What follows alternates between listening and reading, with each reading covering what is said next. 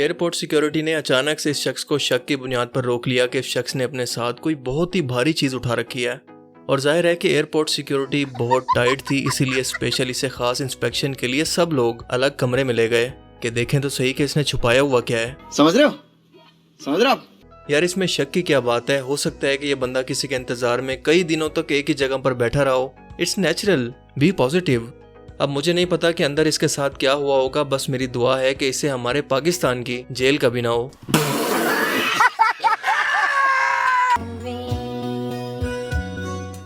शुक्र है इसके पास नेचुरल एयर बैग्स हैं जो इसे गिरने पर भी चोट नहीं लगेगी। और इस बात पर सिक्योरिटी रखना तो बनता ही है हाई टारगेट को बचाने के लिए। वैसे आपकी तरह मैं भी कंफ्यूज था कि ये वाकई के अंदर रियल है या कोई प्रैंक।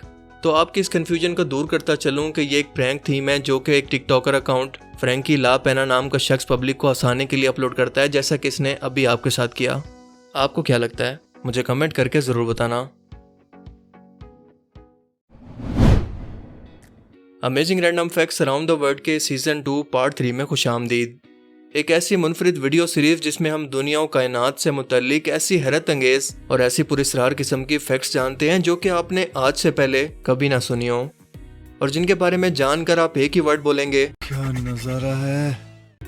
तो चलिए शुरू करते हैं आज का ये इंटरेस्टिंग एपिसोड। घर घर घर घर घर घर घर घर क्या हुआ? सोशल मीडिया पर एक वीडियो काफी दिन से गर्दिश कर रही है जिसके अंदर एक बूढ़े मॉन्क के बारे में ये दावा किया जा रहा है कि ये शख्स 109 साल की उम्र का दुनिया का बूढ़ा तरीन शख्स है। इस वीडियो की सच्चाई क्या है, जब ये जानने के लिए मैंने वर्ल्ड रिकॉर्ड सर्च किया तो पता चला कि इस वक्त मौजूद दुनिया की सबसे बूढ़ी औरत जापान से ताल्लुक रखने वाली केन तनाका है जिसकी उम्र 119 साल है, जबकि सबसे बूढ़े मर्द का ताल्लुक भी जापान से ही है जिसका नाम है जेरुई मोन केमोरा जो 116 साल तक जिंदा रहा। जबकि अब तक का सबसे लंबे अरसे तक जीने वाली औरत का ताल्लुक फ्रांस से था जो कि 122 साल की उम्र तक जिंदा रही, जिसका नाम था जेन लुइस क्लेमेट। ये सन 1875 के अंदर पैदा होकर सन 1997 के अंदर फौत हुई, यानी ये मॉन्क दुनिया का सबसे बूढ़ा शख्स तो बिल्कुल भी नहीं है। और इस शख्स की उम्र वाकई के अंदर 109 साल है, जिसकी वीडियोस एक टिकटॉक अकाउंट पर इसकी ग्रैंड डॉटर अक्सर पोस्ट करती रहती है। लेकिन अफसोस कि अभी 2 हफ्ते पहले ही इस शख्स का इंतकाल हो चुका है, और यूं इस बेचारे को मरने के बाद ही पता चला होगा कि मैं भी दुनिया के अंदर फेमस हो चुका हूं।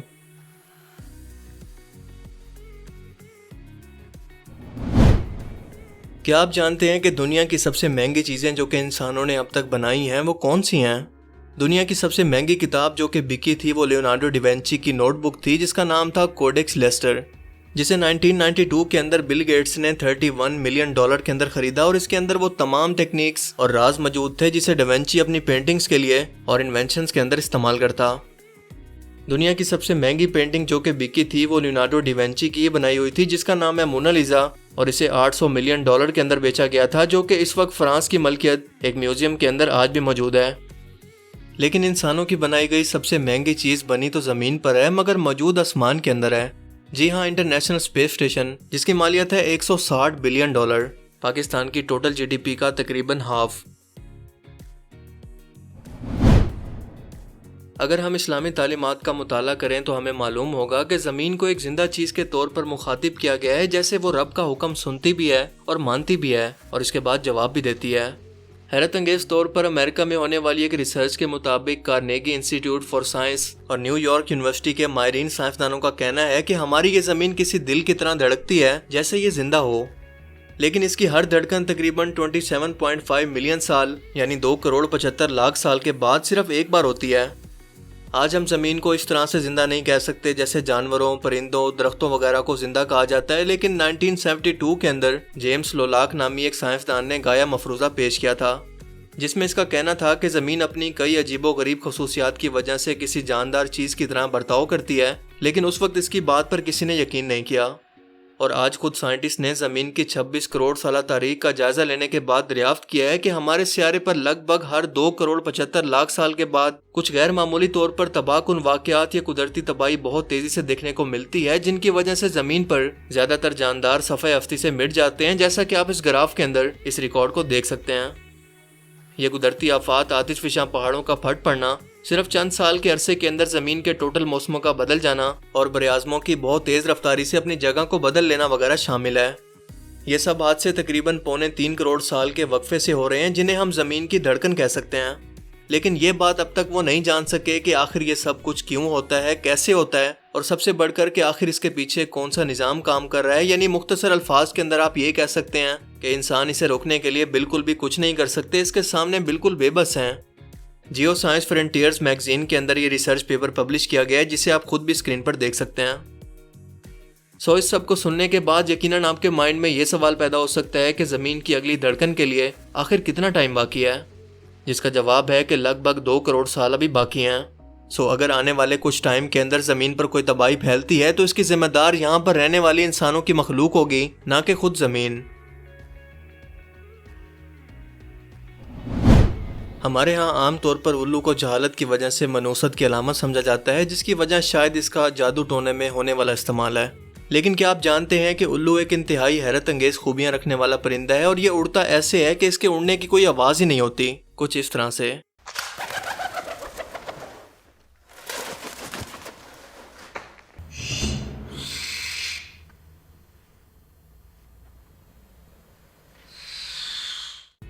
ये रात में ज़्यादा अच्छे तरीके से देख सकता है, और इसीलिए ईगल जैसे परिंदे को भी नचा नचा कर उस बेचारे की हालत ख़राब किए रखता है, क्योंकि उकाब को अंदाज़ा ही नहीं होता कि ये उल्लू हमला करने के लिए किस डायरेक्शन से आ रहा है। लेकिन इन सबसे बढ़कर इसकी सबसे बड़ी खासियत है अपने सर को 270 डिग्री एंगल तक मोड़ लेना, जो एक ही वक्त के अंदर हैरत अंगेज और डरावना दोनों लगता है। जी हाँ, वही सुपर पावर जो कि एग्जाम के अंदर ऑटोमेटिकली हर स्टूडेंट के अंदर आ जाती है, खास तौर पर जब उसे पेपर ना आता हो या कोई ऑप्शन कंफर्म करना हो। इमेजिन अगर इंसान रियल के अंदर ऐसा कर पाते।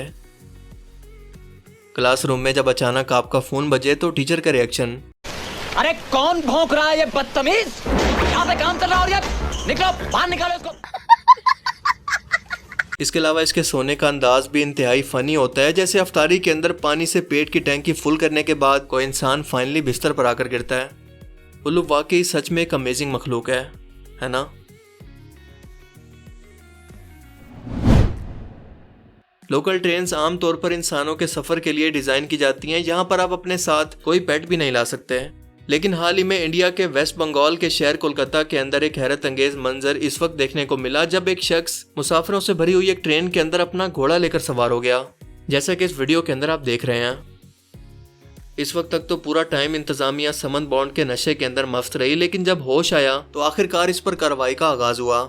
अगर मेरी माने तो सज़ा के तौर पर इस घोड़े को पूरा सफ़र इसके मालिक की गोदी में बिठाने की सज़ा देनी चाहिए। क्या ख्याल है?